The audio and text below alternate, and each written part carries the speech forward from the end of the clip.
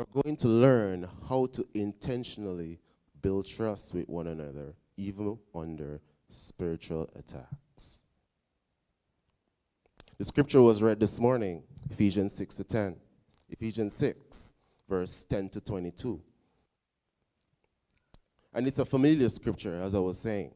Most prayers we pray today as lines that corresponds with these verses, meaning we know what the armor is. We understand what the armor does. We know how important it is. But the one thing that stood out to me is said to withstand the schemes of the devil. So now I'm wondering, are we using this armor correctly?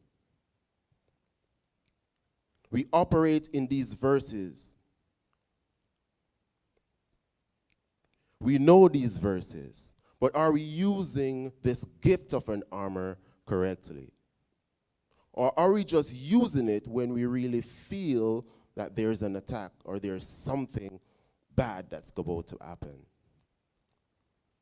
But Paul is saying, it's not only when we think that something bad is about to happen, we should put on the whole armor of God all the time.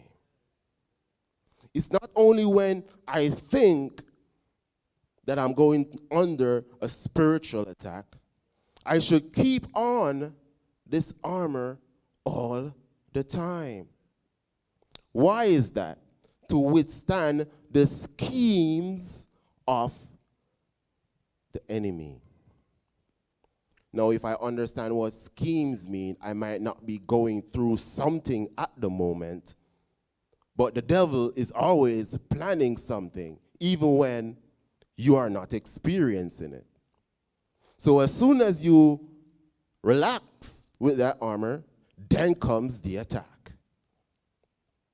As soon as you feel that, okay, I'm good, then comes something.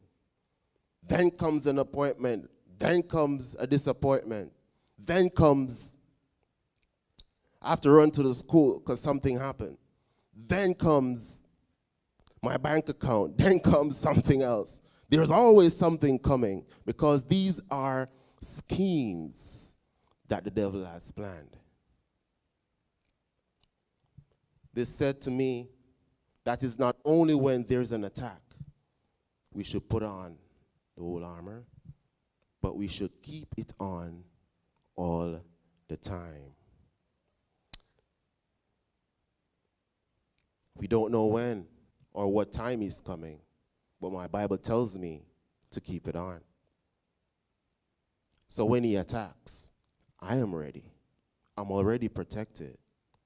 When he attacks, I am already covered. You see, when you get hit by an attack, consider it blessed.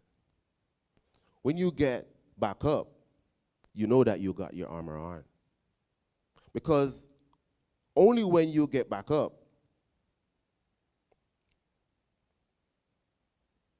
it's only when you get back up that you know that you had an armor. Because if you get hit and you stay down, that means you've dropped your guard. It's funny how it works. You don't know if you have your armor on until you get back up. But sometimes we get hit, and because we're scared of getting hit again, we stay down. But that just means to me that you've lost your armor. So when you get back up, that's telling the devil, I had my armor on, so try again. But let's not get caught up in the attack. But let's get excited about the armor. The enemy wins when we lose focus of our armor, which is our defense, and we pay attention to the attacks. The enemy always tries to come at us for us to stay down. That is what he wants to control in our minds. With these, I can't. I am not able. I am not capable. Low self-esteem. I have to cancel. Not enough time. These are all small things that he uses to deter us. I cannot do this. I cannot do that. I can't. These are just little small attacks that creates little cracks in our armors. And that if we don't pay attention, it will cause us to deteriorate over a period of time. And when it starts to deteriorate, it gets broken. And then when it's broken, if you don't repair it, it vanishes. All this happens and we don't even realize it. So we attend Bible studies less. We stop completely over a period of time.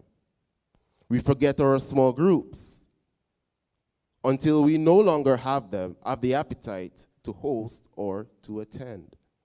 These are small cracks, that are aiming to destroy the entire armor. We lose our protection through carelessness. If you are telling me that nothing impacts you after you leave after Sunday service, then something is wrong. Throughout the week, what do you experience? Throughout the week, what thought the devil placed in your mind that could have been different if you had somewhere for you to rest? It could have been different if you have attended Bible studies where you could see what God has been doing for someone else.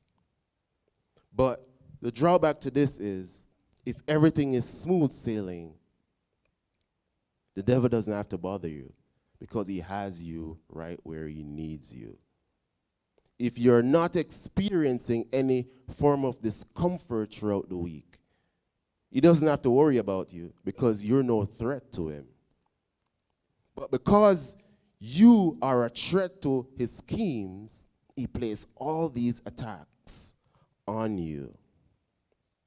Not saying that we are going to live a life being attacked by the enemy. Not saying that. But what I'm saying is, if you are living for God, you're not living for the devil. So he will throw things at you to deter you from serving God. Ephesians 6 verse 12, for our struggle is not against flesh and blood, but against the rulers, against the authorities, against the powers of this dark world, and against the spiritual forces of evil in the heavenly realms. Sometimes we are so used to cancellation and disappointments until we own it, until these things becomes us. But I'm not owning no form of disappointments. That's not what God wants for my life. We become used to failure. Then we are so comfortable by not doing anything or nothing else. The devil uses his schemes on us that we forget how to move. We are in the same spot all the time. He has been attacking this with the same strategy for years. Now he knows that because you won't move, he just leaves you by yourself. He just set the attack on autopilot because he knows that you're going to stay in your room, talking to the couch, not moving and helping someone else or allowing someone else to help you. So he doesn't have to touch you. He's just saying he won't do anything.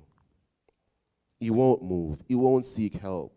He won't put himself in a group where someone else can strengthen him. So he just uses the same attack.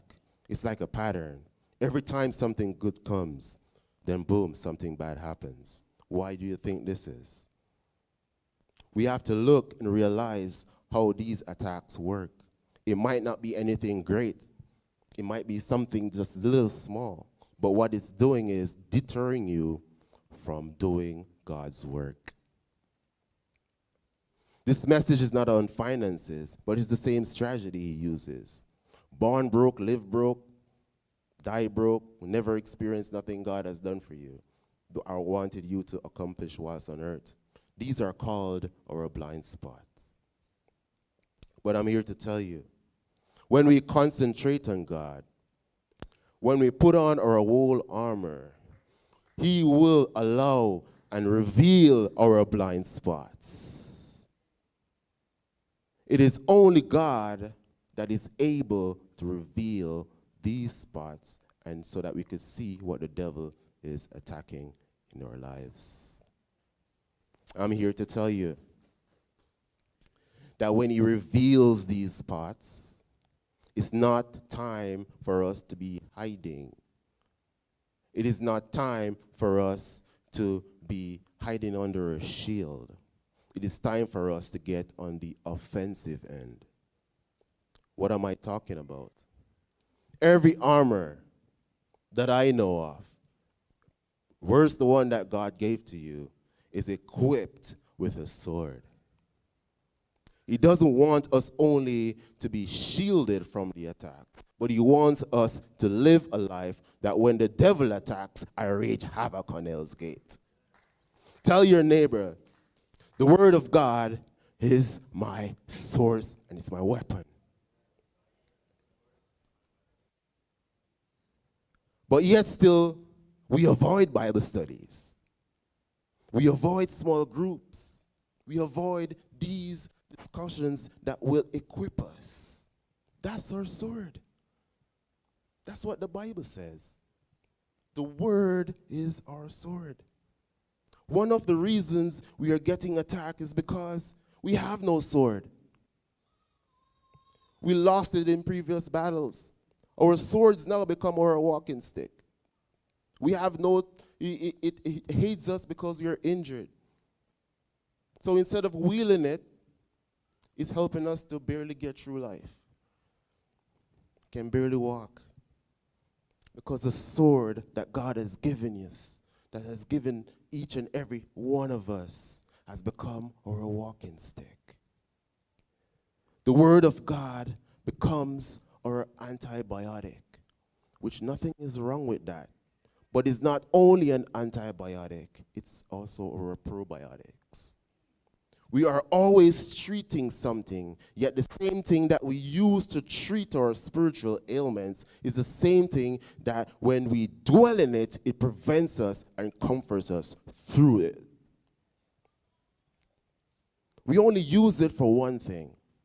Whenever we feel discouraged, whenever we feel discomfort, then we run to it. But if we dwell in it, you don't even have to experience some of the things that we are experiencing. I've learned over the years, and it has been said that our best defense is a well-oiled and trained offense. Show me a team or an organization or a person that gets the job done consistently. They possess not only a sound defensive system, but their offense is just as great. But what a great God we serve. That we don't have to turn our search or do rituals to gain these armors. He gave them to us freely.